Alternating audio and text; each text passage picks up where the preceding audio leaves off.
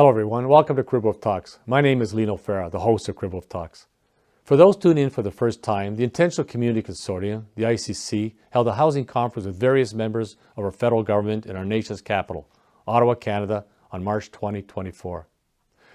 The Cribwolf Talks production team captured the entire two-day ICC housing conference on video for our viewing audience.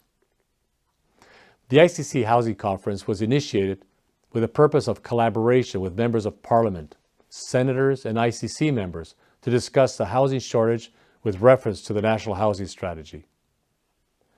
In a prior episode, Cribwolf Talks showcased the ICC. The ICC was created to effect change by applying shared learning and networking from member organizations and for advocacy, partnerships, and member engagements with the express purpose of building more affordable housing projects with mixed use. Today's episode will present Jeremy Tessier, Specialist in Knowledge Transfer, Outreach at Central Mortgage Housing Corporation, CMHC. Worthy of notation is the fact that the CMHC is Canada's federal crown corporation responsible for administering the National Housing Act, with a mandate to improve housing living conditions in the country. CMHC was originally established after World War II to help returning war veterans find housing, and has since seen its mandate expand to the directive of improving access to the housing overall. The CMHC does provide arm's length advice to the Government of Canada and the housing industry. Okay, so with these tidbits of information, let's watch the video on Jeremy Tessier's presentation at the ICC Housing Conference.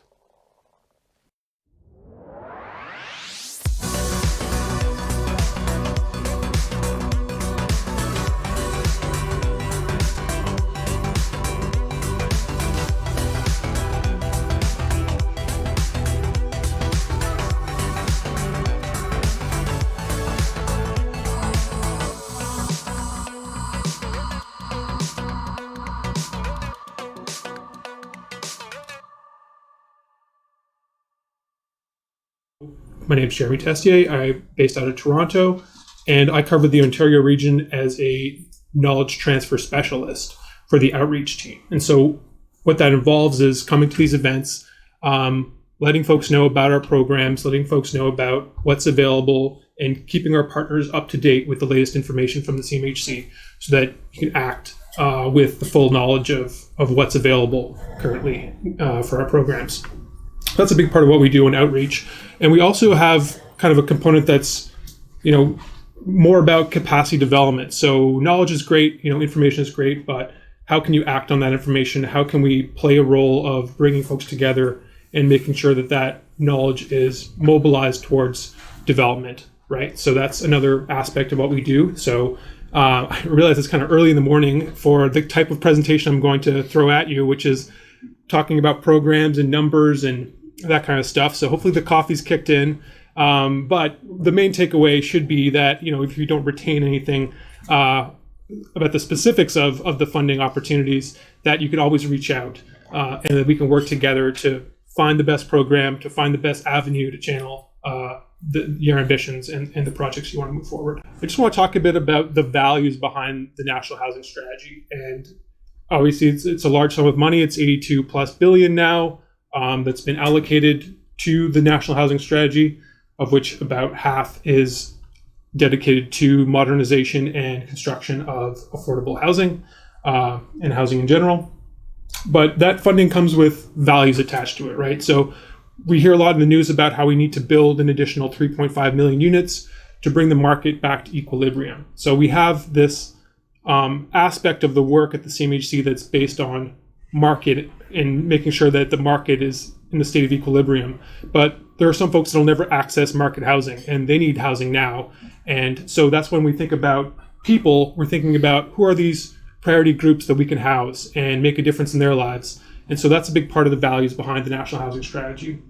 The second part is thinking about communities and thinking about communities in a forward-thinking way. So thinking about, the climate, how we can make our communities more resilient, but also more inclusive and more diverse, right? So that's another element of the values guiding the National Housing Strategy. And then the last one is partnerships. So working with our partners in the sectors to make sure that everyone has the knowledge that we can work with the municipal governments, work with the provincial governments, bring the best projects forward, coordinate funding, but also coordinate relationships and act as a kind of convener to bring different actors in the sector together to make sure that work can happen. And I'm really happy to hear that that's already what the ICC is doing. So congratulations on that wonderful effort.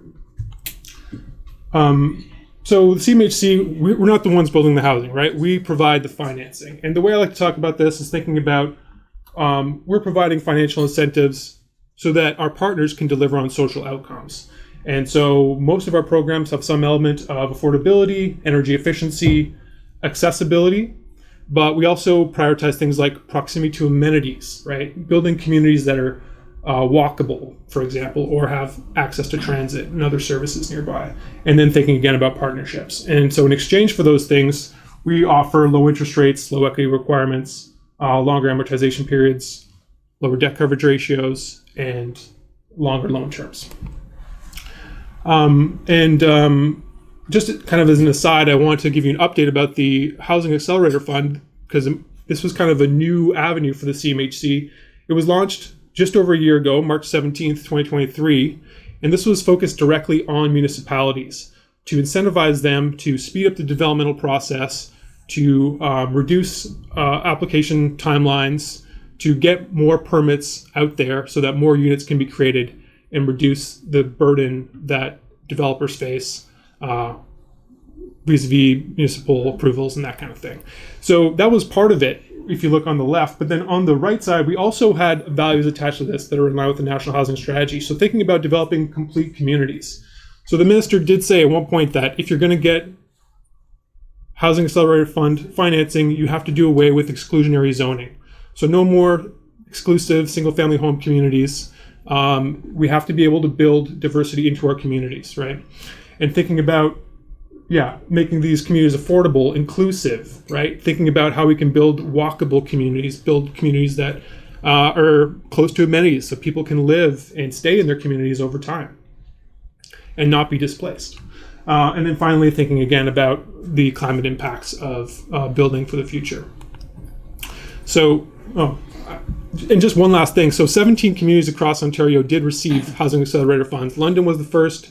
Where I'm in Toronto, we received quite a substantial amount. I think it was almost $500 million for this funding, right? So hopefully that's going to help communities think more clearly about this housing file. And definitely your advocacy can play a huge role in mobilizing these communities that are hopefully now these are going to develop some best practices, good ideas about how to move forward, and they can be disseminated into communities that maybe didn't receive funding or are more resistant to putting forward more inclusive community practices. So optimistic that that's going to yield some great results and ability to move forward in a positive way in developing our communities. But what I really want to talk to you about today is the National Housing Strategy as it focuses on building new affordable housing and supporting social housing providers and the repair and renewal of housing, and also touch a bit on some research that we've done. So when you look at this housing continuum, you can see the different programs that we have available as they sit, what they can achieve across the housing continuum. But what this kind of does is it distorts it to seem that all of these different elements are in place and they're given equal weighting. But in fact, 95% of housing is in the market sector. So when the market sector doesn't work properly, we have folks that are using services across the rest of the housing continuum, and that puts pressure. So we have this two-pronged approach where, yes, we want to build more market housing because we want to retain some equilibrium in that sector, which is 95% of housing, but we also need to work on the other 5%, right? That is non-market, and hopefully expand that so that it's more than 5% non-market housing. And so we can catch people as they go down this and bring them back towards, right, away from the emergency shelters and towards supportive housing and towards community and affordable housing. So this is another way of looking at these same programs. Sorry, it's kind of a busy slide, but what we're going to look at today is really seed funding, and we're going to look at the Affordable Housing Fund. And as you can see, the project types that are eligible, standard apartments, but obviously, if you look at the last two there, retirement housing and supportive housing, right? So that's where we want to focus our attention today. This is, again, another way of looking at these fundings, and it's kind of through the developmental timeline, where we have seed funding that's available at that pre-development stage, and then we have our affordable housing fund that is available for the construction and rent up. It also is technically available for pre-development, but the way this kind of makes it look is that you can apply for affordable housing fund right from the start, whereas what actually is the case is that once that pre-development work is done, the investments you've made can be counted towards the project's total, towards your capital contribution to the total project in that sense. So again, I'll say, we have criteria, we have priorities through the National Housing Strategy. We do build multi-unit housing, so at least 5 units and at least 5 affordable units or beds. We want them to be affordable, so the degree of affordability is important. The duration is also important. Thinking about amenities, access to transit, thinking about the financial viability of projects, making sure that they're viable long-term. And again, accessibility, energy efficiency, partnerships are a big piece of this. And also building for priority populations. So we have groups that are enshrined in the National Housing Strategy as priority populations, and people with disabilities are a priority group. So when you apply, your application will score higher based on that, identifying that service that you're providing to that sector. So looking at seed funding, this is a program that helps offset the costs of those pre-development costs associated with project development, right? So we know that can be time-consuming, can also be costly to even assess the feasibility of a potential project going forward. So we have the seed funding. Happy to announce that it's been the portal has been reopened. It was closed for a while there. So the project parameters have not changed. It's still up to $500,000 in pre-development funding, of which a contribution can go up to $150,000 and a zero interest loan can go up to $350,000. And that mix of what is a contribution and what is a loan will vary on who's asking, if it's a nonprofit, what their goals are. It might be a mix of more of a contribution, more of a loan, depending on what stage you're at as well. Oh. Skip the slide there. Okay, so yeah, I kind of jumped the gun here, but happy to announce the portal has reopened as of March 1st, so fairly new. It was closed for about a year there, so we do have a backlog of projects. And that's because we had tremendous demand for this product, because it's very in demand. It does help move projects through the pipeline, right, to make sure that the projects could eventually secure construction loans. But we had a backlog. We had to shut the portal down and not allow new applications as we worked through the backlog and tried to understand how many projects were going to move forward, and then understand how we could better allocate funding to support the project that we're moving forward. So what they've done is change the structure, in that it used to be you apply once and you get a certain amount, loan and contribution. Now it's a staged approach where we follow more closely and allocate in 3 different stages as the project moves forward. And it's a way of helping us keep track of who's going forward with the project and who's not, and then we can reallocate as necessary, and also help you work through these timelines and make sure that everything is moving forward in compliance, just to save everyone some time. Also, they reduced the number of questions in the portal from about 90 to about 20. So hopefully that alleviates some of the concerns. I know Gary mentioned it can be kind of onerous, and I hear that a lot. So I'm happy to let you know that change has also been made. So the way seed funding works is we have these 3 staged approaches, where stage 1, you're looking at a piece of land, maybe you don't own it yet, you haven't done any environmental studies, you can apply, you'll get a contribution if you're successful, and then you can kind of do that initial work and then move into stage 2, which is kind of a Class C cost estimate, we're thinking, and then once you're in stage 3, this is kind of more of a Class B, Class A cost estimate, and you're ready then to apply for our affordable housing fund. And this is just kind of a list of eligible activities. It's not exhaustive, but it just kind of gives you a sense of what is available right? And so no need to retain this. I think we can share the slides after. You can have this for you to consult. I do want to talk also about the Affordable Housing Fund. So we did go through a rebrand. We changed the name. It used to be called the National Housing Co-Investment Fund. Now it's called the Affordable Housing Fund as of January. So if you hear co-investment fund, affordable housing fund, it's the same thing. We're just kind of going through a rebrand, but the program has not changed significantly since that name change. Where we fall with the funding, as of the September update to the National Housing Strategy, the new update is coming in April, or actually in late March, so hopefully we'll have some new numbers for you soon, and you can check that out on our website.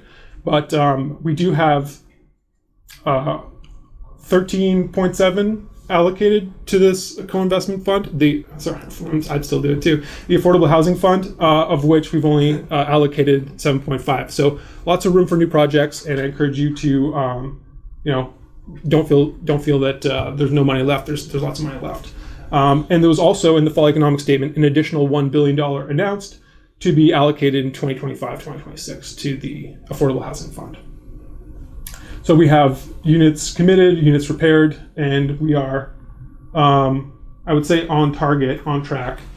But we obviously need community partners to propose projects and move them forward. So that's kind of where we're at. What can be achieved with the Affordable Housing Fund? We can do new construction, right? We want to build new residential units. But we can also do revitalization and repair. So preserve existing units, retrofit them, make them available for different uses, for new and better uses of these units. So just to let you know, there are those two options through the Affordable Housing Fund. Eligible groups, so community housing providers are eligible, private sector is eligible, municipalities, indigenous governing bodies are all eligible. And the types of projects you can propose: urban indigenous community housing, mixed use market and affordable rental housing, new construction and conversion of non-residential to residential use, and shelters and transitional and supportive housing as well. We're all eligible. So we talked about, we're asking for social outcomes. What are the financial incentives? Well, we do offer low interest loans with a loan to cost of up to 95% for the community housing sector. And that can include a non-residential component as well. So if you want to do ground floor amenities, if you want to do different things that are not related to housing necessarily, that's possible. And that can be financed as well. Amortization periods up to 50 years, and low debt coverage ratios. And there is a forgivable loan component to these, which I'll get to in another slide because there's an update on it. So thinking about affordability, we want that 30% of the units be affordable, which means the other percent of the units can be market units, right? And that can help offset the cost and make these projects more viable. Energy and greenhouse gas emissions reductions we ask that you exceed those, and accessibility also, at least 20% of the units be accessible, or 100% of the units be of a universal design. So this is pretty strict for the new construction, but if you have units that are looking for repair or renewal, there can be some flexibility. If you're thinking, maybe I can't meet those greenhouse gas emission reduction targets. If you do more accessibility or more affordability, you're still in the game, and we can have those conversations and make sure that projects get looked at and potentially financed. One thing that is new that was announced in the fall is that, just as Gary said, the co-investment fund, now the Affordable Housing Fund, has to change because inflation is ramping up, costs are up. We have to be dynamic in response to market conditions. And so it used to be that you could get up to $25,000 per door in a forgivable loan. Now that amount has increased to $75,000 per door if you go with a deeper affordability and a deeper commitment to energy efficiency. So that's up to $75,000 per door, or at a maximum of 30% of project costs. And it's kind of based on what the needs are to make the project financially viable. So a big part of this is also partnerships. It's called the co-investment fund because we want co-investors. We want our partners at the province, at the municipal level, to be partnering on this, but also charitable organizations, private sector, anybody who can bring in some capital to the project helps us finance more projects, right? Spread the money out more, get more projects going.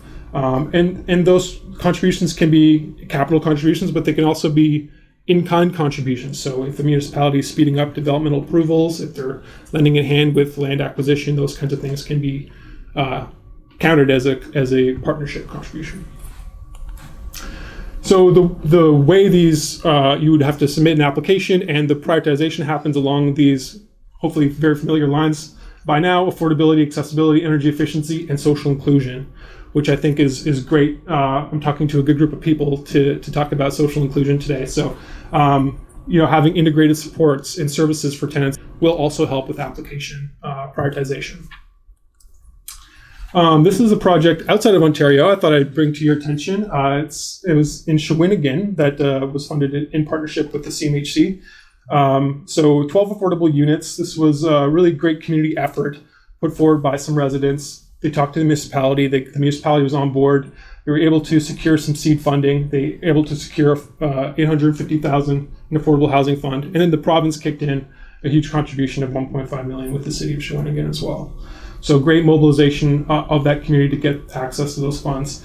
And it's a great project in Shawinigan. 12 affordable units, 6 ground floor units are also accessible. Just a good example of some projects happening around the country.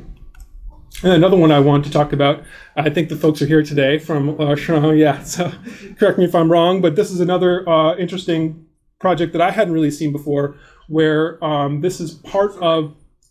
It's all good. I'm not surprised to see it. Oh, great, okay. This is an interesting model because it's part of a condominium, I think it's a condominium tower or a rental tower, where a floor was secured for these units, right, as part of a new development, which is, I think I saw that in the questions in the ask, like how can the CMHC approve projects that are kind of in condominium projects? So maybe talk to the folks over at Toronto about how that went through. I'd love to talk to you as well, actually. I'm not clear on on how that all came together. So. And then the last thing I want to touch on, I think I'm still under time, getting close, You're fine. is research and innovation. So we do have a universal design guide that was published last year in partnership with Voices for Choices, I think is a Ottawa group. I don't know if they're here today, but they were a part of the community outreach for this. And we had some folks from different institutions. University of Buffalo, I think, was a partner, and a couple of other institutions around the country, as well as our own internal expertise to develop this universal. Is the University of Buffalo? Which province is that? Oh, it's an American institution. Yeah, they're pretty close to Canada, though. I think it was a quick drive over there. So this is a universal design guide, and it's meant to not be necessarily thinking about accessible housing, but how you can incorporate universal design into development projects that can be more adaptive, right? As people change through life, maybe they'll have different needs. As new tenants are welcomed, how can we be more thoughtful about the way we build so that housing is, comfortable and aware of the different uses and provides a better wellness experience? So if you haven't read it yet, I encourage you to read it. It's not too long of a read, and it kind of provides some insight, right? And that's also something I'm happy to be doing as I travel around and let people know about what the CMHC is up to, is how can we change the way that people think about housing? And things like the Universal Design Guide are a good example of just bringing best practices forward, and hopefully that translates into broad community uptake. The last thing I want to talk to you about is the Expert Community on Housing. So this is a program that was launched, I think it was launched last year, and it's through Microsoft Teams. And it is a way of different folks in the housing sector to connect, to share best practices, to partner, find ways of working together. And we also use it to disseminate knowledge. So if any of you are interested, there are sometimes webinar series that are launched through this. We have different task teams that you can sign up for and get engaged in specific discussions. I think there's also a possibility for new task teams to be formed. We're looking at creating one for the province of Ontario. We also have community events that are posted there. So just to give you a brief look at the task teams that we currently have, we have one on alternative and disruptive housing models. So thinking about, new innovative ways of proposing cohabitation, some great videos online about different ways of doing that, different financing models as well. We have one on community land trusts and land assembly solutions. So the community land trust folks getting together and sharing best practices. We have our research open house. We have our innovation space. And then the last one is the Atlantic Community Practice, which is kind of a pilot project we have right now where we're trying to get, it kind of developed through the Housing Accelerator Fund, where we had all the municipalities in the Atlantic region get together and talk about their applications. And so that is we're hoping to translate that into kind of having the municipalities there, but also having the community sector, having them be able to advocate and share information in a peer-to-peer way. So it's not everyone asking for CMHC's opinion. It's folks telling each other, well, this is actually how it played out when I applied for CMHC funding or whatever it may be. So that might be an opportunity as well to engage. And we're looking at something similar for the Ontario region, but it's not yet been rolled out. And it sounds like ICC is already doing that work. So I think a great opportunity to move forward with some other opportunities to bring that all together. So without further ado, I will pass the mic back to your host, and I want to thank you very much for your attention. And there's my email. If you didn't retain anything or you have questions, please feel free to reach out. I'd be happy to hear from you. I trust our viewers found this segment on the CMHC presented by Jeremy Tessier informative. We will continue with more video on the ICC Housing Conference on upcoming episodes, which will involve more ICC members and MPs sharing their views and comments on the issues related to the lack of deeply affordable housing for persons with diverse abilities. Thank you for tuning in, and please keep watching our program. I'm Lino Fera. Have a great day and stay well.